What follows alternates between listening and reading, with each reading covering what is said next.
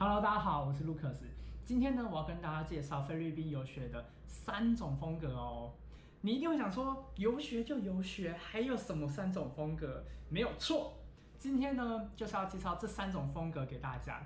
那这3种风格呢各有特色。你可以听完解释之后呢，再选择一个最适合你的游学风格，然后就可以出发喽。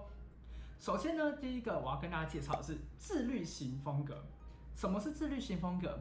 自律型风格呢，就是从早上的8点一直上课到下午的4点。它的上课时间呢是可以自由的进出校园的哦，而且它是没有门禁的限制的。它的考试呢，你可以跟老师沟通，你可以跟老师讲说，我明天想要考什么，或者说我这个礼拜想要考什么。那这一类的风格呢，会比较适合已经出社会的社会人士，或者是你是一个自律性很强的人，那也是一个边玩边学的游学风格哦。自律型风格的代表学校有 QQ English、CBOA、First English。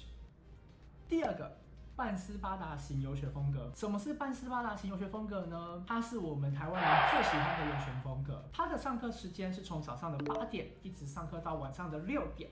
6点之后呢，你可以跟同学出去餐厅吃饭啊，或者去 shopping 逛街啊，都可以哦。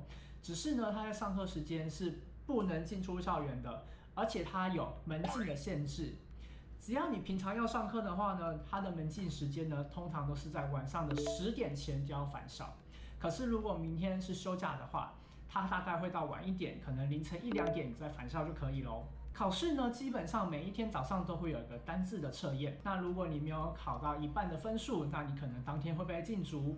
如果一整个礼拜累积起来的分数没有超过一半，那你周末也会被禁足哦。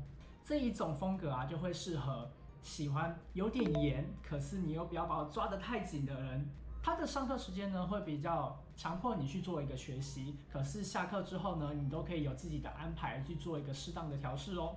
半斯巴達型的代表學校有 CIA、EV、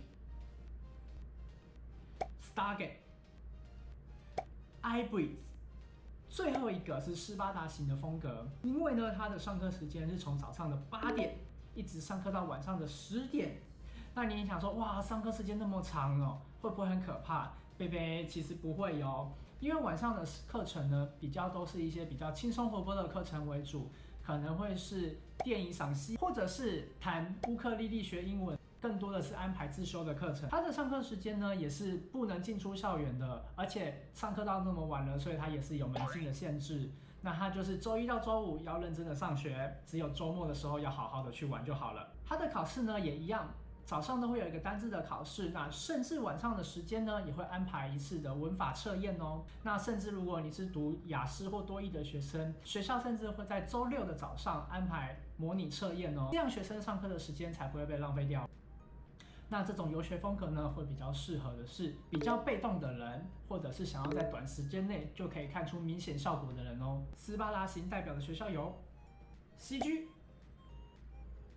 CPOS、CIJ、SMEAG。